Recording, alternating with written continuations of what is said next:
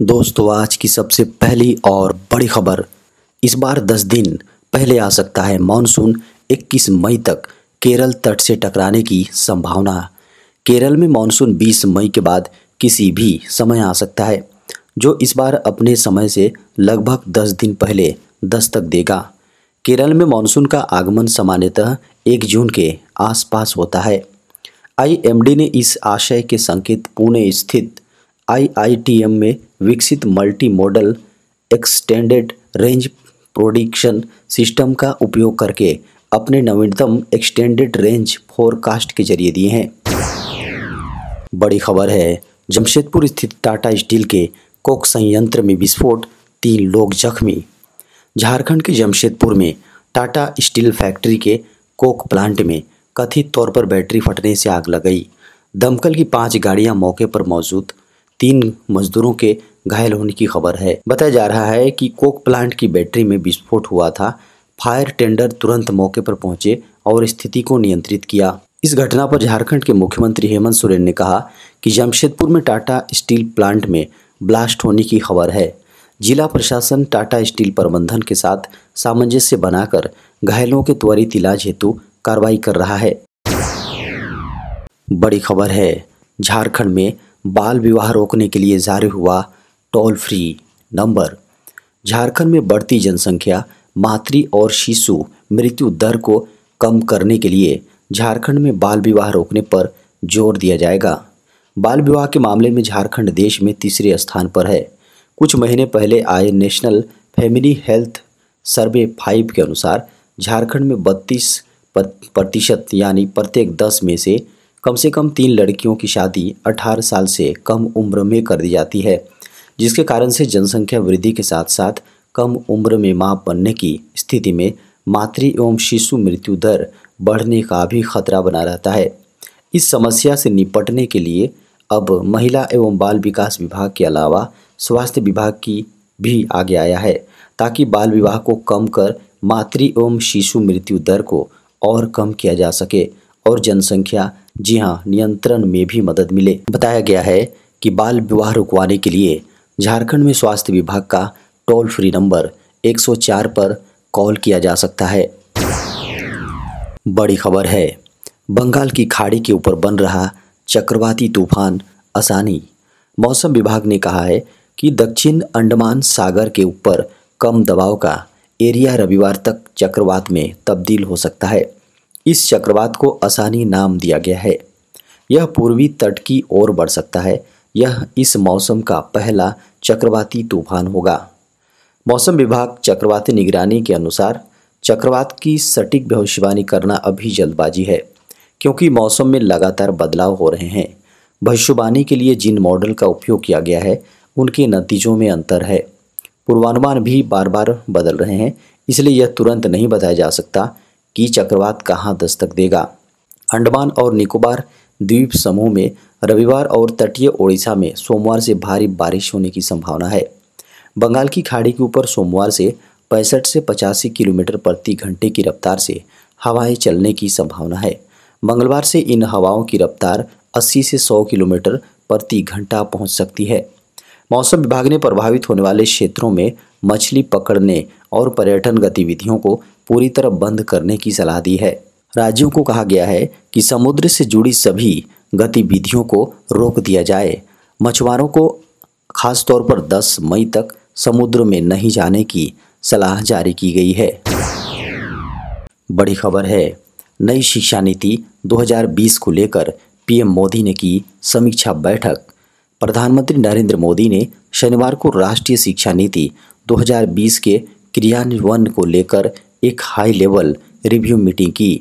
इस मीटिंग में प्रधानमंत्री नरेंद्र मोदी ने जोर देते हुए कहा कि हमें स्कूल जाने वाले बच्चों में प्रौद्योगिकी के अधिक जोखिम को देखते हुए शिक्षा के हाइब्रिड मॉडल को अपनाने पर जोर देना होगा, यानी कि बच्चों को ऑनलाइन और ऑफलाइन दोनों ही तरह की शिक्षा देनी होगी। पीएम मोदी ने कहा कि नई शिक्षा पॉलिसी को लागू हुए 2 साल हो गए हैं। ऐसे में इस नीति के तहत इक्विटी, समावेशिता और गुणवत्ता के लक्ष्य तक पहुंचने के प्रयास करने होंगे। पीएम मोदी ने कहा कि उच्च शिक्षा संस्थानों को पूर्ण ऑनलाइन पाठ्यक्रम चलाने की अनुमति देने और ऑनलाइन सामग्री की अनुमेय सीमा को 40% तक बढ़ाने के साथ साथ इन संस्थानों में ऑनलाइन पढ़ाई के लिए जोर देना होगा। बड़ी खबर है, रसोई गैस सिलेंडर हुआ 50 रुपये महंगा। झारखंड की राजधानी रांची में घरेलू गैस सिलेंडर की कीमतों में शनिवार से 50 रुपये की वृद्धि हो गई है। दाम बढ़ने के साथ अब झारखंड की राजधानी रांची में अब 14.2 किलोग्राम वाला घरेलू गैस सिलेंडर के लिए लोगों को 1007 रुपये के बजाय अब 57 रुपये चुकाने होंगे। जी हाँ, 1057 रुपये चुकाने होंगे। इससे पहले 1 मई को कॉमर्शियल गैस सिलेंडर की कीमतों में 103 रुपये 50 पैसे की वृद्धि की गई थी। हालांकि उस समय घरेलू गैस सिलेंडर में किसी तरह का इजाफा नहीं किया गया था। बता दें कि इससे पहले घरेलू गैस सिलेंडर के दाम 22 मार्च को 50 रुपये बढ़ाए गए थे, जबकि मार्च से अब तक घरेलू गैस सिलेंडरों की कीमतों में 2 बार वृद्धि के साथ कुल 100 रुपये प्रति सिलेंडर का बोझ उपभोक्ताओं के जेब पर डाला जा चुका है। बड़ी खबर है, तंबाकू का सेवन करने में झारखंड की ग्रामीण महिलाएं आगे। नेशनल फैमिली हेल्थ सर्वे के आंकड़े अब सार्वजनिक हो गए हैं। रिपोर्ट में 41 प्रकार के मानकों पर 15 से 49 वर्ष की महिलाओं और 15 से 54 वर्ष के पुरुषों को शामिल कर उनके रहन सहन, फिटनेस, शारीरिक चुस्ती, बीमारी बीमा और अन्य सवालों के आधार पर रिपोर्ट प्रकाशित की गई है। Indian institute of population sciences की ओर से झारखंड की अलग रिपोर्ट तैयार की गई है। रिपोर्ट की जो प्रमुख बातें हैं उसमें साक्षरता, मातृत्व लाभ, बालिकाओं से लेकर महिलाओं के साथ होने वाली घरेलू हिंसा और अन्य पर भी तहकीकात कर रिपोर्ट प्रकाशित की गई है। NFHS के आंकड़े कहते हैं कि 15 वर्ष से 49 वर्ष, जी हाँ 49 वर्ष आयु वर्ग की 94% शहरी और 89% ग्रामीण महिलाएं घरेलू निर्णयों में भागीदार होती हैं। झारखंड की 15 वर्ष से ऊपर की 9.6% ग्रामीण क्षेत्र की महिलाएं तंबाकू का सेवन करती हैं। बड़ी खबर है, केंद्र ने राजद्रोह कानून का किया बचाव। केंद्र सरकार ने राजद्रोह कानून का बचाव करते हुए सुप्रीम कोर्ट से इसे चुनौती देने वाली याचिकाओं को खारिज की अपील की। अदालत में राजद्रोह कानून को चुनौती देने वाली याचिकाओं पर सुनवाई चल रही है। केंद्र ने सुप्रीम कोर्ट को जवाब देते हुए कहा कि कानून सही, इस पर पुनर्विचार की जरूरत नहीं है। केंद्र ने सुप्रीम कोर्ट से कहा कि 5 जजों की संविधान पीठ के मामले में 1962 का फैसला बाध्यकारी है और एक अच्छा कानून बना हुआ है और इस पर पुनर्विचार की जरूरत नहीं है। केंद्र का कहना है कि 5 न्यायाधीशों की बेंच का फैसला समय की कसौटी पर खरा उतरा है और आधुनिक संवैधानिक सिद्धांतों के अनुरूप आज तक लागू है।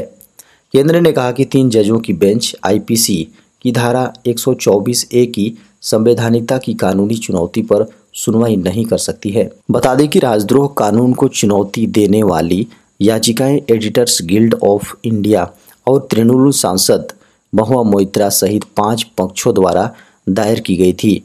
अदालत अब मंगलवार को मामले की सुनवाई करने वाली है। दोस्तों, IPL से बड़ी खबर सामने आ रही है। IPL 2022 से बाहर होने वाली पहली टीम बनी मुंबई इंडियंस। राजस्थान रॉयल्स की पंजाब किंग्स पर 6 विकेट से जीत के साथ मुंबई इंडियंस को बड़ा झटका लगा है। रोहित शर्मा की अगुवाई वाली MI IPL 2022 से बाहर होने वाली पहली टीम बन गई है। मुंबई ने अभी तक खेले 10 में से 2 मुकाबले जीते हैं और वह पॉइंट्स टेबल में सबसे नीचे 10वें पायदान पर है। मुंबई अगर बाकी बचे 4 मुकाबले जीतती हैं तो वह 12 अंक तक ही पहुंच पाएगी। वहीं उनका नेट रन रेट भी 0.725 का है। राजस्थान रॉयल्स इस जीत के साथ 14 अंकों के साथ तीसरे पायदान पर पहुंच गई है। बता दें कि गुजरात टाइटंस पहले और लखनऊ सुपर जायंट्स दूसरे पायदान पर हैं। मुंबई इंडियंस के लिए सीजन 15 की शुरुआत बेहद निराशाजनक रही थी। टीम को पहले 1-2 नहीं बल्कि लगातार 8 हार का सामना करना पड़ा था। हालांकि पिछले 2 मुकाबले MI ने जीते हैं। 5 बार की चैंपियन मुंबई इंडियंस के बाहर होने से फैंस काफ़ी निराश हैं। बड़ी खबर है, झारखंड में पंचायत चुनाव 2022 के लिए 1.5 लाख लोगों ने किया नामांकन। झारखंड में त्रिस्तरीय पंचायत चुनाव 2022 के लिए रिकॉर्ड नामांकन पत्र दाखिल किए गए हैं। आंकड़ों के अनुसार इस बार चारों चरण के लिए होने वाले चुनाव में लगभग 1,50,801 लोगों ने नामांकन पत्र दाखिल किया है। वहीं चौथे और अंतिम चरण में 27 मई को होने वाले पंचायत चुनाव के लिए 46,061 अभ्यर्थियों ने पर्चा भरा है। बता दें कि चौथे और अंतिम चरण में 27 मई को 23 जिलों के 72 प्रखंडों में मतदान होगा। इस चरण में दाखिल नामांकन पत्रों की 7 मई को जांच की गई। 9 मई को नामांकन पत्रों की स्क्रूटनी होगी। इसके पश्चात 10 और 11 मई को नामांकन वापसी की तारीख निर्धारित की गई है।